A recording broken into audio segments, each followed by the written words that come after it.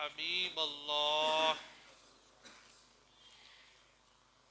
सल्लल्लाहु ताला अलैहि वसल्लम।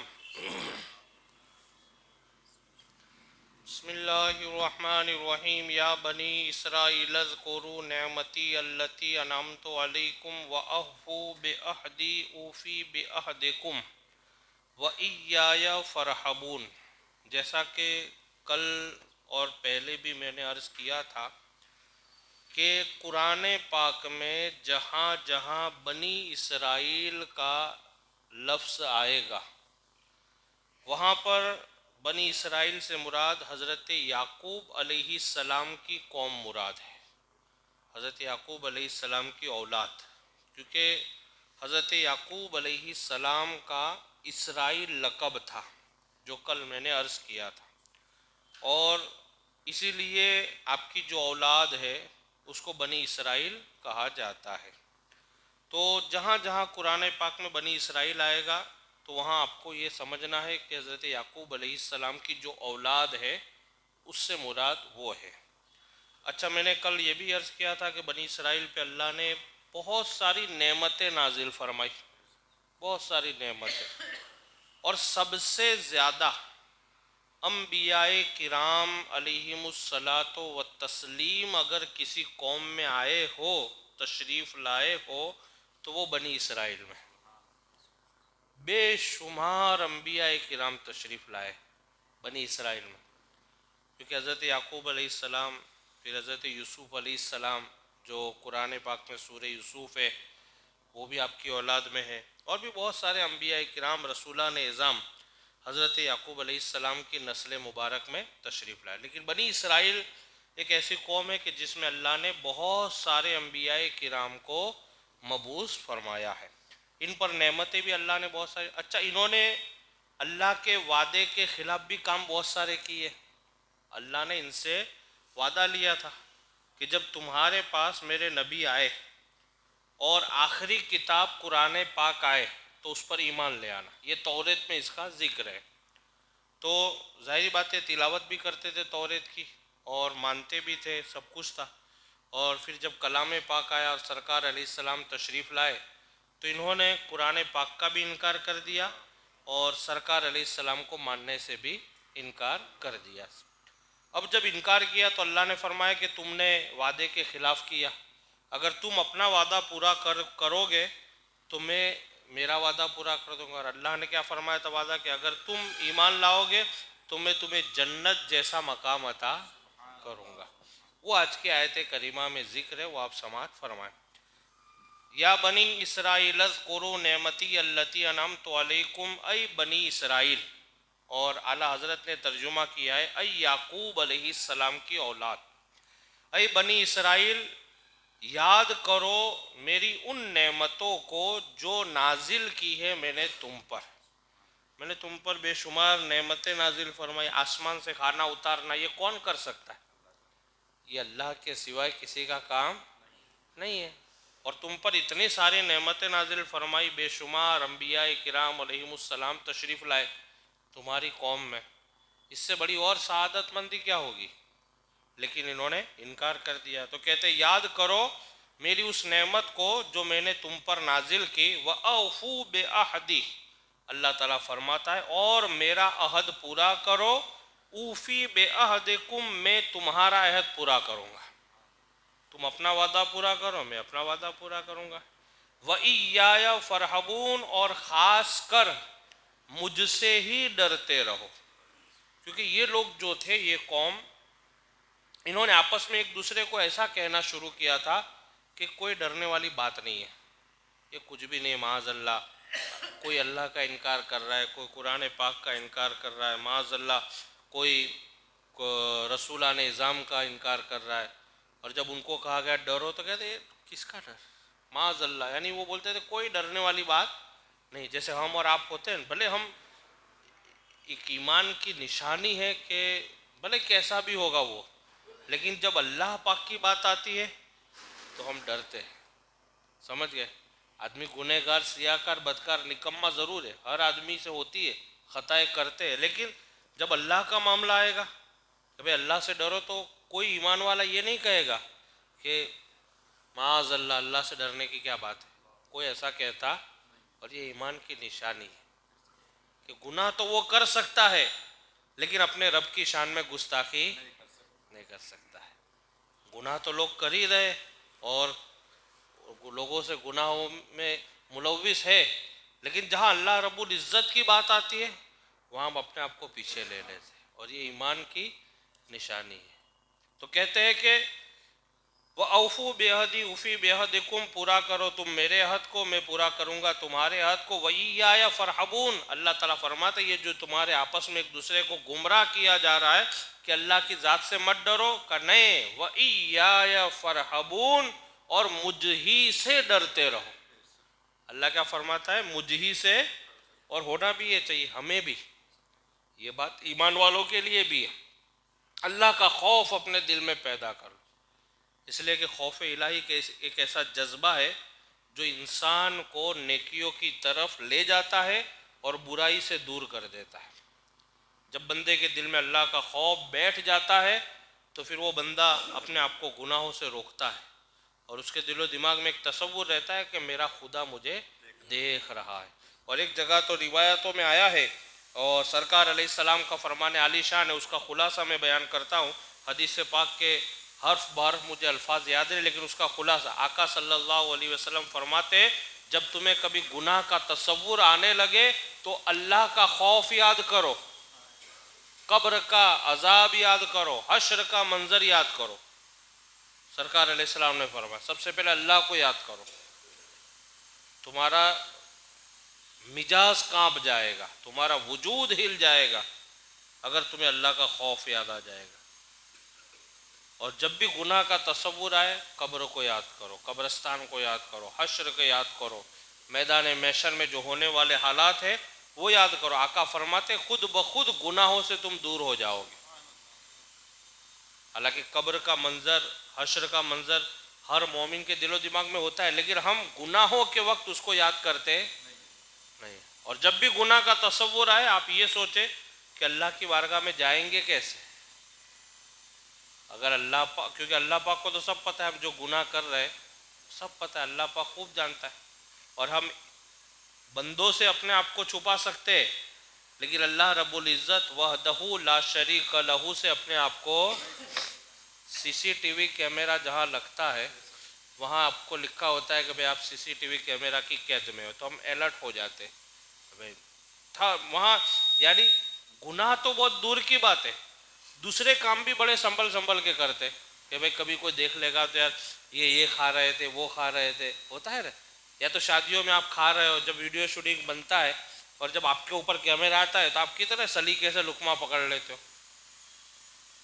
है क्यों? क्योंकि आपके दिमाग में लोगों का खौफ है, लोगों का डर है। लोग देख के क्या कहेंगे, भाई जैसे मैं खा रहा हूँ और मेरे ऊपर कैमरा आया और मैं फटाफट खा रहा हूँ तो मुझे यार लोग बातें करेंगे, ये करेंगे, वो कर, ये खौफ कैमरा का है। लेकिन इससे भी ज़्यादा बारीक नज़र किसकी है? अल्लाह पाक की। कैमरा तो कभी बंद हो सकता है, सीसीटीवी कैमरा हैंग हो सकता है, आपका जो उतारा हुआ वीडियो है वो कभी भी डिलीट हो सकता है, लेकिन अल्लाह की नज़रों में अगर आप हो, अल्लाह की नज़रों से आप हटते ही नहीं है। कुरान पाक में अल्लाह ने जिक्र फरमाया इसका कि हर इंसान मेरी नज़रों में है, हर वक्त हर घड़ी। कभी हम अल्लाह की नज़रों से अपने आप को छुपा, हमारी नज़र जहाँ तक जाती है सामने दीवार तक, ये हमारी नज़र की इंतहा है, लेकिन मेरा रब वो है कि इस दीवार के पीछे क्या है उसे पता है। इसलिए गुनाह के समय ये तसव्वुर कर ले हमको हमारा रब देख। एक मरतबा एक बुजुर्ग के पास एक आदमी आया और उसने कहा कि हुजूर मैं आपसे बैत होना चाहता हूँ, मुरीद बनना चाहता हूँ। तो कहा ठीक है बन जाओ। तो उस मुरीद ने कहा कि बनूंगा तो सही, लेकिन एक शर्त है। कहा बताओ। तो कहा शर्त ये है कि मैं शराबी हूँ और शराब की मुझे आदत है और मैं इसको कई बार छोड़ने की कोशिश की लेकिन छूट नहीं रहा है, तो आप मुझे सिर्फ इतनी इजाज़त दे दें कि आप मैं शराब पी सकूँ। तो वो भी साहिब मारिफत थे बुजुर्ग, तो उन्होंने कहा कि इजाज़त तो मैं नहीं दे सकता हूँ क्योंकि शरीयत ने मना किया है, और जो चीज़ अल्लाह और उसके रसूल मना कर दे उसको कोई जायज़, और जिसको अल्लाह और उसके रसूल जायज़ कर दे उसको कोई हराम नहीं कर सकता है। लेकिन कभी मेरे सामने मत पीना। क्या कहा? मेरे सामने कभी मत पीना। साहिब मारिफत थे, उनके अंदर अल्लाह ने रूहानियत अता की थी, तो उसको ऐसा कि हाँ चलो मेरे पीर साहब ने रजामंदी का इजहार कर लिया, बहुत है, वो मुरीद बन गया। मुरीद बनने के बाद जितनी देर बैठना था पीर साहब की खानका में बैठा, और फिर बाद में सीधा वहाँ से निकल के शराब खाने में, सीधा वहाँ से निकल के शराब खा। पीर भी कामिल था, जो पीर था वो भी कामिल था। तो जैसे शराब खाने में गया और उसने जैसे बोतल को लिया, या जो भी उस ज़माने में जाम चलते होंगे, लेने के बाद जब वो अपने होठों के करीब लेगा और जैसे यूं करके लिया तो उसको सामने पीर का चेहरा नजर आने लगा। सामने पीर का चेहरा नजर, उसने बोतल को रखा, कहा मेरे पीर का चेहरा, भागा वहाँ से। फिर बाद में गया, शराब खरीदी और एक बंद कमरे में गया, और जाने के बाद हर तरफ से सारे दरों दीवार सब बंद कर दिए, और फिर बाद में उसने वापस कहा अब तो यहाँ मेरे पीर आ ही नहीं सकते। तो उसने शराब फेर ली और पीने गया तो दीवार फटती है और दीवार के बीच में पीर का चेहरा नजर आता है। फिर वो वहाँ से भागने लगता है। तो फिर पीरो मुर्शिद ने कहा कि नादान रुक जा, जब तू अपने आप को अपने पीर से नहीं बचा रहा है और अपने पीर से छुपा नहीं पा रहा है, तो उस रब से बच कि जो तुझे हर जगह देख रहा है। जब पीर से नहीं बचा पा रहा है तो अल्लाह से कैसे बचा सकेगा? जब पीर की ताकत का ये आलम है तो अल्लाह रब्बुल इज़्ज़त वहदहु ला शरीक लहू, कि जिसकी शान अलीम व खबीर समी व बसीर है, जो हर जगह देख सकता है। और अल्लाह ने कुरान पाक में इसका जिक्र फरमाया कि बेशक तुम अल्लाह की नज़रों में है। ये अल्लाह ने कुरान पाक में फरमा इन्ना रब्बका लबिल मिरसाद, कि बेशक तुम अल्लाह की नज़रों में हो, हमेशा अल्लाह की नज़रों में रहते हो। और वहाँ न हैंग होने का मसला है, न डिलीट होने का मसला है, न चुक होने का मसला है, क्योंकि अल्लाह की शान के खिलाफ है ये। समझ गए? तो ये हमेशा ये तसव्वुर रखे कि हमें हमारा रब, नेकियों के समय भी आप बेफिक्र रहे, आप जो नेकियां कर रहे हो वो भी कोई देखे या नहीं देखे, लेकिन वो देख रहा है जो उसकी जजा देने वाला है। और गुनाह के समय भी आप ये तवज्जो रखे कि कोई देखे या ना देखे, लेकिन वो रब देख रहा है जो तुमको तुम्हारे गुनाहों की सज़ा देने वाला है। ये हमेशा याद रहे। इसलिए बुजुर्ग ने कहा है कुछ नेकियां ऐसी भी होनी चाहिए कि जिसको तुम्हारे सिवा और तुम्हारे रब के सिवाय कोई जानता। मतलब इसका मतलब ऐसा नहीं है कि कुछ नेकियां ऐसी है कि जिसको अल्लाह नहीं जानता, इसका मतलब ये नहीं है। मतलब क्या कि काम ऐसा करो कि जिसमें सिर्फ तुम्हारी नीयत ये हो कि मेरा रब राजी हो जाए, इसका मतलब ये है। बाकी अल्लाह तो सब कुछ देखता है, गुनाह भी देख लेता है, हमारी नेकियां भी देख रहा है, और हर नेकी को देख रहा है, छोटी बड़ी, छुप करके, जाहिर में, आप खलवत में, जलवत में, जहाँ भी आप कोई नेकी करोगे अल्लाह पाक देख रहा है। लेकिन इसका मतलब कि कुछ नेकियां ऐसी करो कि जिसको अल्लाह के सिवाय कोई नहीं जानता हो। मतलब क्या कि हर नेकियां ऐसी करो कि जो सिर्फ और सिर्फ अल्लाह की रज़ा के लिए, किसी को बताने के लिए नहीं, बस मेरा रब राज़ी हो जाए। और फिर उस नेकी का जो लुत्फ़ आएगा आपको, अच्छा सवाब तो अपनी जगह है, लेकिन अल्लाह पाक ऐसी नेकियों से बंदे की इबादत में और रूहानियत में लुत्फ़ अता फरमाता है कि जो कभी कभार आप कहते हो ना इबादत करने का मन नहीं होता है, ये करने का मन, ये लुत्फ़ नहीं है। जब आप ऐसी इबादत करोगे कि मेरा रब मुझसे राज़ी हो जाए, फिर जो लज्जतें आएगी वो कभी आपने सोचा भी नहीं होगा। पूछो आप अल्लाह वालों से, गौस पाक, गरीब नवाज, मखदूम पाक, साबिर पाक, आप उनकी हिस्ट्री में पढ़ो, आपने देखा होगा कि फ़ला अल्लाह के वली पूरी पूरी रात सजदे करते थे, फ़ला अल्लाह के वली पूरी पूरी रात इस्तिग़फ़ार पढ़ते थे। आखिर क्यों? आज हम और आप भी इंसान, वो भी इंसान थे। हम तो आधा घंटा पढ़ते तो पढ़ते पढ़ते झोंका आ जाता है, होता है ना। आप इस्तिग़फ़ार करने बैठ जाओ रात को, आधे घंटे में तो 3 झोंके मार लोगे आप। और आपने, हम भी, और वो पूरी पूरी रात करते थे। क्या वजह? वजह ये थी कि अल्लाह ने उनको ऐसी लताफत अता फरमाई थी, ऐसी मिठास अता फरमाई, ऐसी चाशनी अता फरमाई। वो जितने सजदे करते थे उतनी उनकी ज़िंदगी में निखार आता था, जितने सजदे करो निखार आता। और ये है ही, आप जितने सजदे करोगे आपकी ज़िंदगी में आज भी निखार आएगा, आज भी आपको तंदुरुस्ती आएगी। लेकिन नीयत ऐसी होनी चाहिए।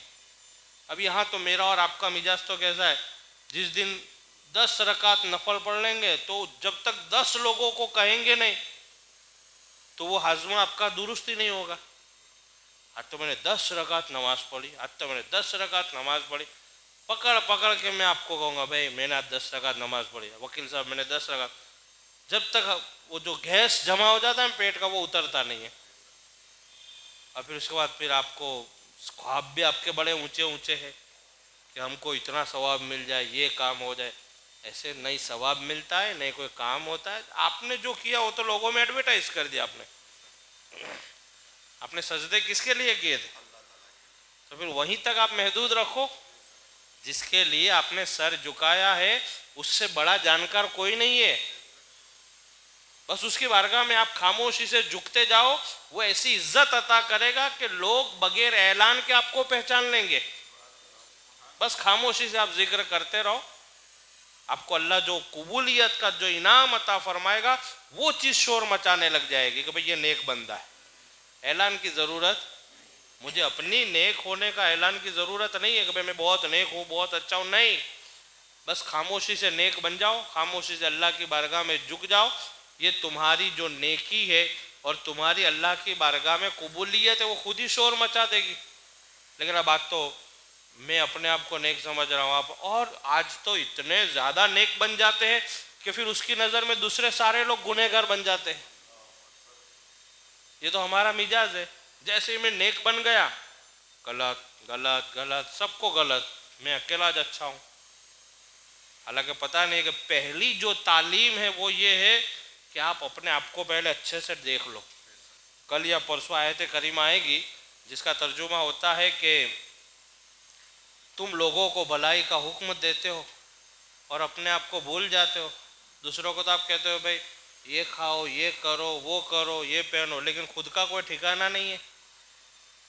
तो बहुत सी चीज़ें हमारे ऊपर भी है, यानी खामोशी से आप करो, आपकी कामयाबी शोर मचा देगी।